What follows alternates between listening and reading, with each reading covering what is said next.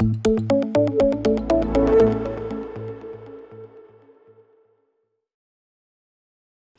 rekan-rekan, apa kabar? Semoga dalam keadaan yang selalu sehat ya. Selamat datang kembali di mata kuliah dasar pemrograman bersama saya Riyad Sahara, dosen program studi informatika Universitas Siber Asia. Nah, di pertemuan kali ini kita akan membahas mengenai struktur dan strukturisasi program. Sebelum kita mulai pembelajarannya, kita simak terlebih dahulu nih beberapa poin utama yang menjadi tujuan pembelajaran pada pertemuan kali ini. Oke, untuk CPMK atau capaian pembelajaran mata kuliah, rekan-rekan diharapkan mampu memahami struktur dan strukturisasi program setelah mempelajari materi kali ini. Nah, untuk outline perkuliahannya, apa yang akan kita bahas ada spaghetti code. Nah, ini contoh dari salah satu code yang rumit, jelimet ya. Lalu nanti ada 3 struktur dasar, kita ulangi lagi yang sebelum-sebelumnya pernah kita bahas nih. Lalu ada lanjut lagi ke strukturisasi program dengan input dasar, dan kita akan berkenalan lebih detail mengenai struktur, serta alasannya kenapa sih harus terstruktur, dan nanti juga akan ditambahkan strukturisasi dan modularisasi. Nah, untuk spaghetti code ini, ini adalah sebuah istilah yang menyatakan programnya ini rumit, bingung alurnya kemana, dan logikanya ini agak sulit untuk diikuti. Nah, ini harus dihindari ya. Jangan sampai program ini rumit nih untuk ditelaah atau dicek, ditelusuri logikanya. Serta untuk diikuti nanti di maintenance juga agak ribet, menyulitkan, dan jangan sampai rekan-rekan mempraktekkan yang namanya spaghetti code pada saat nanti develop aplikasi atau program ya. Karena kenapa sih spaghetti code ini program tidak terstruktur? Kalau tidak terstruktur, nanti maintenance agak sangat rumit. Karena tadi logikanya nggak clear, logikanya rumit, logikanya sulit dipahami. Oke, nah ini adalah beberapa konsekuensi program tidak terstruktur yang menjadi alasan rekan-rekan nanti agar lebih memperhatikan bentuk susunan programnya, alurnya, logikanya, agar lebih terstruktur. Dan satu lagi yang harus diingat, fungsional ya. Jangan cuma terstruktur tapi tidak berfungsi secara mestinya atau fungsional. Harus ada 2 keywordnya, terstruktur dan fungsional. Kenapa sih kalau misalkan programnya tidak terstruktur? Pasti yang pertama adalah sulit dibaca programnya. Iya, karena alurnya rumit, ngebacanya juga bingung. Nanti saat implementasi ke bahasa pemrograman, kita sendiri akan mengalami kesulitan dengan apa yang sudah kita buat draftnya. Nah, lanjut lagi, ternyata nanti pada saat di maintenance, dikembangkan, itu pasti akan menyulitkan dengan alasan yang sebelumnya sulit dibaca ya. Dan juga nanti kalau mau ada yang ngembangin nih, ada developer selanjutnya yang mau lanjutin, sulit ngikutin nih alur programnya, logikanya. Kenapa? Susah dibaca gitu ya. Nah, ini adalah salah satu contoh spaghetti kode ya, ada logiknya. Untuk contohnya mandiin hewan peliharaan kita nih ya. Di sini contohnya hewan peliharaannya dog. Nah, di sini adalah salah satu contoh yang spaghetti code ya. Dan di sini harus dihindari nih ya, jangan sampai terjadi. Kenapa sih di sini nggak jelas nih clarity-nya, kejelasannya tidak jelas, strukturnya juga berantakan, dan secara fungsional juga nggak fungsi. Nah, nanti di pembahasan-pembahasan berikutnya kita akan lebih detailkan sampai dengan dibenahi jadi yang seharusnya seperti apa terstruktur dan fungsionalnya ya. Nah, kita kembali lagi nih, flashback lagi ya. Coba ngingetin lagi rekan-rekan semuanya tentang 3 struktur dasar di alur program atau di logika. Cuma ada 3 ya, harus diingat dan harus dikuasai. Ada sequence yang berurutan, lalu ada selection, pemilihan, dan loop perulangan. Hanya 3 itu aja, harus diingat ya. Kita pertama balik ke bagian yang sequence. Sequence berurutan, pokoknya di entry-nya berapa ya, entry-nya apa di tahap berikutnya, lanjut lagi tahap berikutnya, lanjut lagi tahap berikutnya, tanpa ada percabangan atau pemilihan. Tegak lurus aja secara berurutan. Contohnya tindakan A ya, selesai lanjutin tindakan B, selesai lanjutin tindakan C, selesai lagi tindakan D, dan seterusnya. Lurus-lurus aja, nggak ada percabangan, nggak ada perulungan. Itu adalah sequence struktur. Nah, lanjut ke bagian selection struktur. Kalau di selection struktur ini nih, ada kondisi yang harus dicek nih. yang nanti akan membuat ada pemilihan decision yang harus dievaluasi. Berdasarkan hasil evaluasinya nanti akan melakukan tindakan yang mana berdasarkan nilainya. Kalau kondisinya bernilai benar, melakukan tindakan apa? Kalau bernilai salah, tindakannya yang mana ya? Jadi ada pemilihan atau percabangan di selection struktur. Berbeda halnya di loop struktur. Nah, di loop struktur ini, tindakan ini akan dilakukan secara terus-menerus selama kondisi masih valid. Jadi ada kondisi yang dibuat, terus kondisinya dicek. Selama kondisi ini bernilai benar, perulangan akan terus jalan sampai dengan kondisinya bernilai salah atau kondisi sudah tidak memenuhi kebenarannya. Maka berakhir loop strukturnya dan lanjut ke alur berikutnya. Misalkan sequence atau decision ya. Nah, ini contoh flowchart dengan struktur kendali bertumpuk atau stack.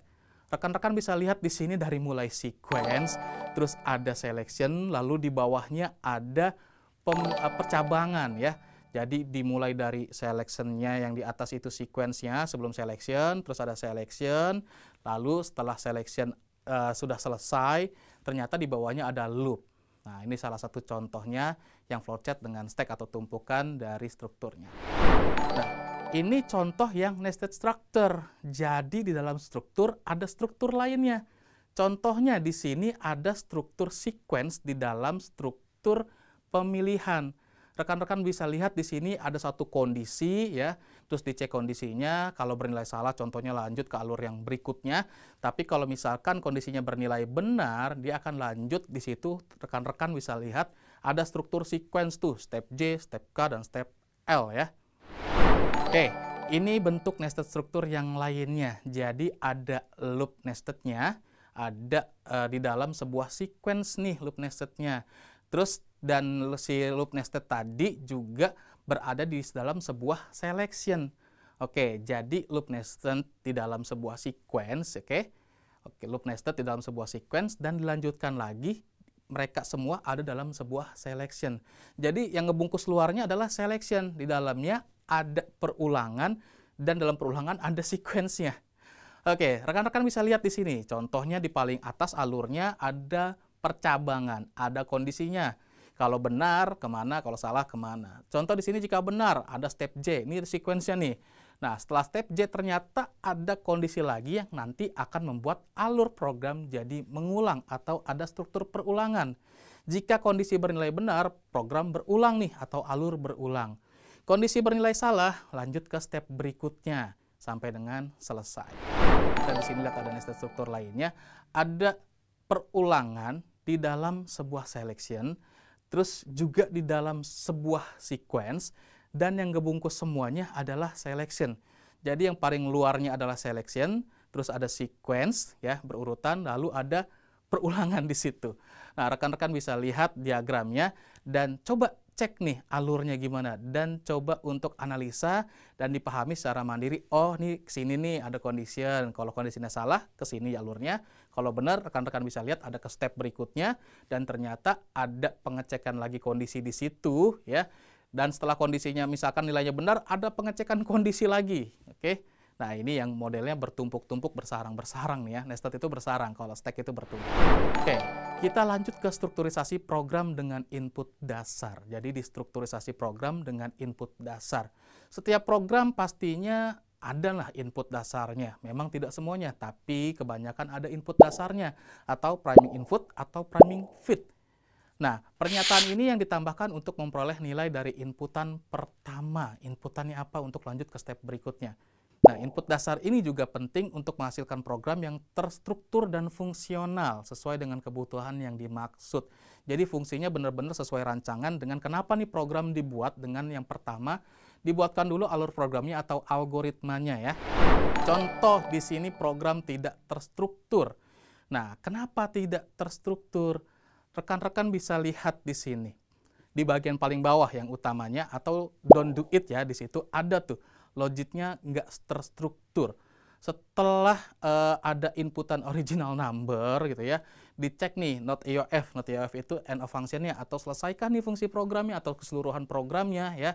Dan di sini tidak terstruktur karena kalau rekan-rekan lihat kalau tidak selesai kalau tidak diinputkan nilainya dan dicek kondisinya tidak bernilai benar langsung selesai, tapi kalau iya memang melanjutkan Terus ada prosesnya, tapi setelah output ada inputan lagi.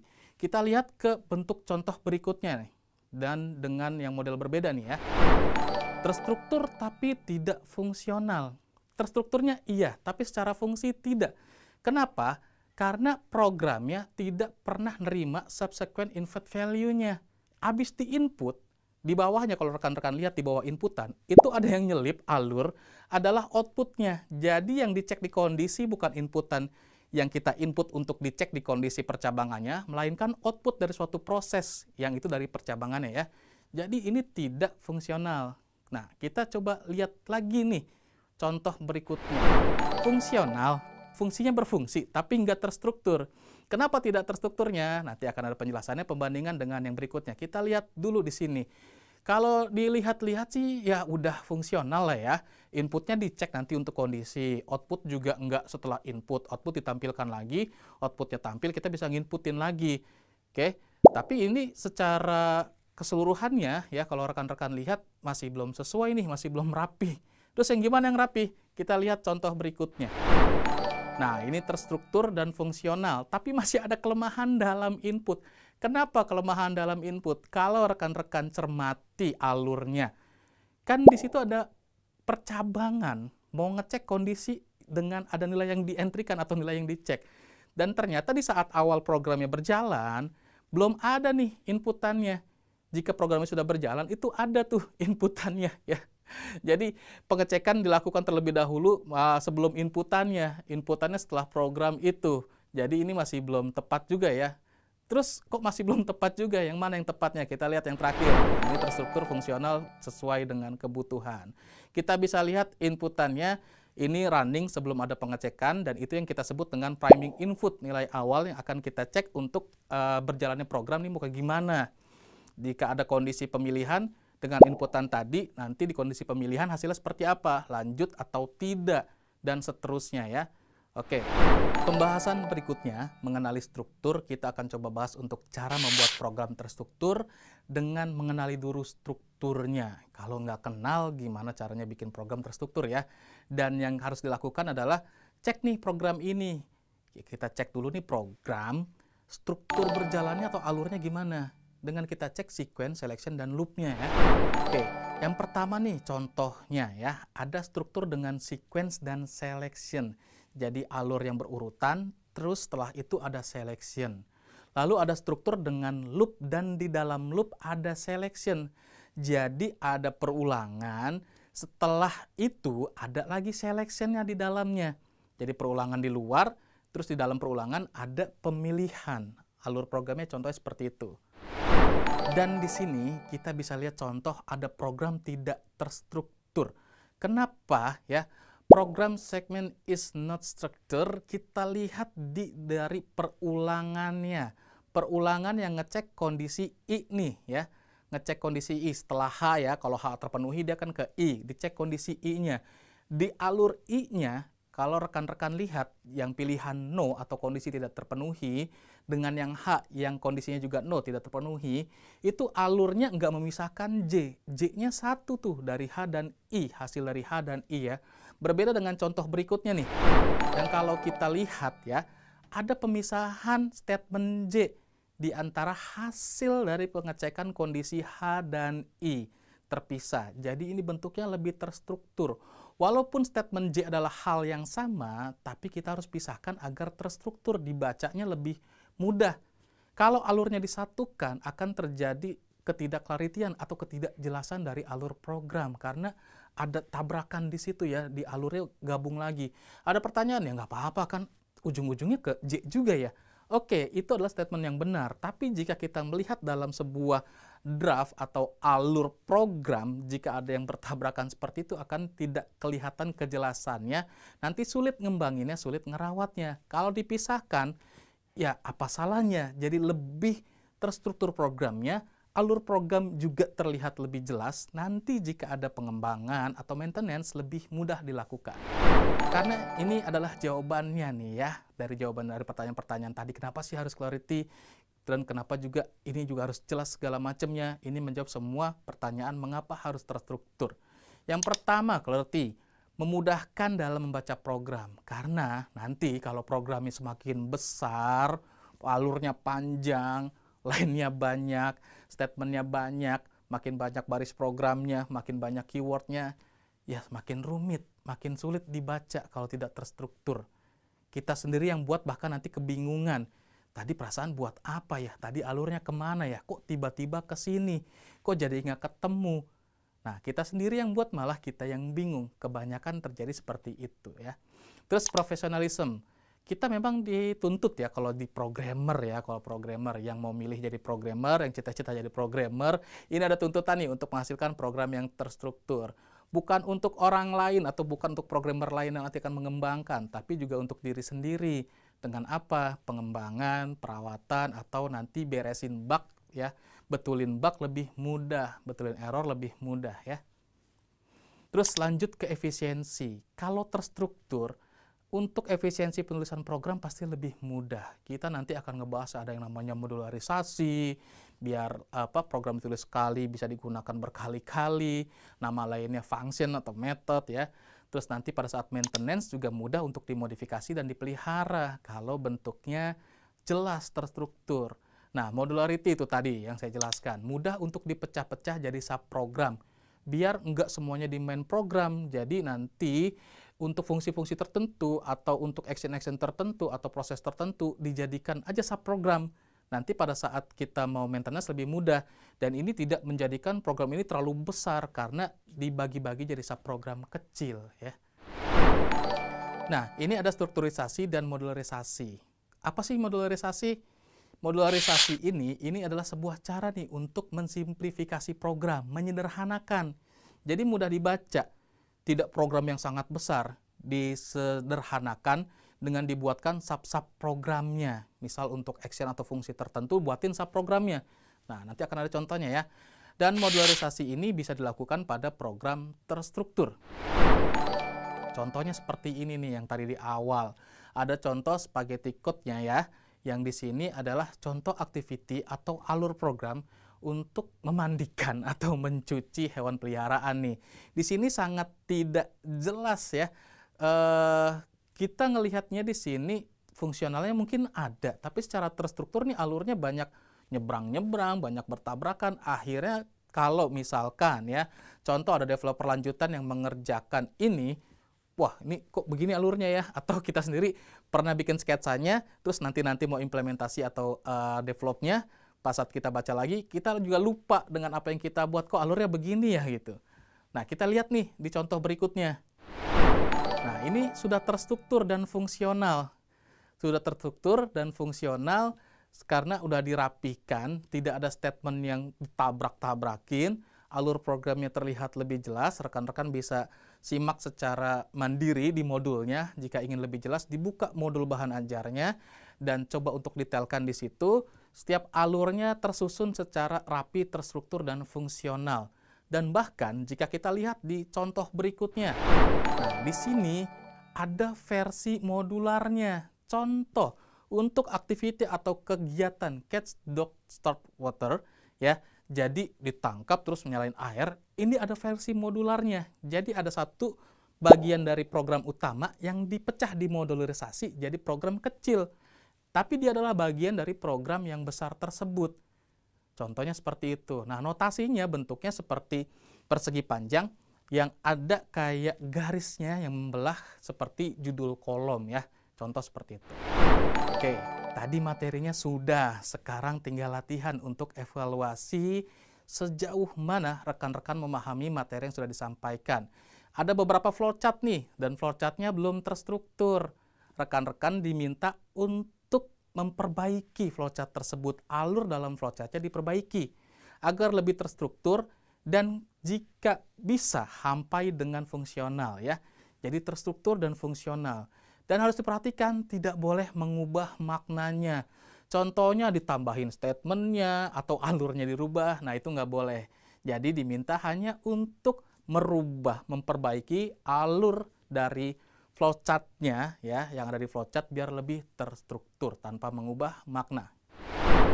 Oke, ini referensi yang saya gunakan untuk menyusun modul atau bahan ajarnya. Rekan-rekan boleh langsung menuju referensinya untuk eksplor lebih lanjut lagi materinya dan untuk melengkapi bahan ajar yang rekan-rekan ingin eksplor lebih lanjut dan contoh-contoh yang mungkin lebih banyak di referensi utamanya ya.